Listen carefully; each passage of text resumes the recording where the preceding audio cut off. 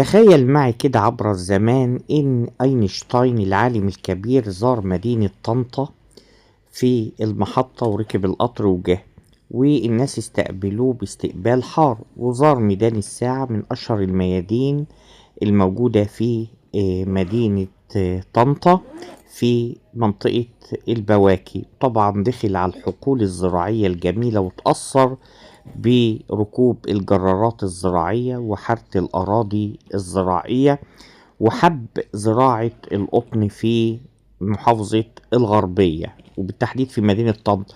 وعجبته جدا قرية اسمها شبرا النملة، وهي قرية مشهورة بزراعة التفاح. وعجبته البنات اللي هم بيجمعوا القطن وبيغنوا فرحانين، والحياة بسيطة جدا. فبعد المشاهد قعد على ظل شجرة التفاح، والتفاح ده مشهور بشبرا النملة، كلنا عارفين اللي قرية شبرا النملة مشهورة.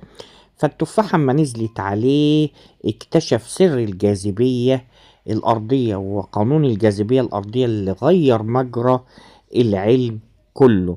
فمن الزراعة اكتشف أعظم قانون موجود في الأرض، وهو قانون الجاذبية.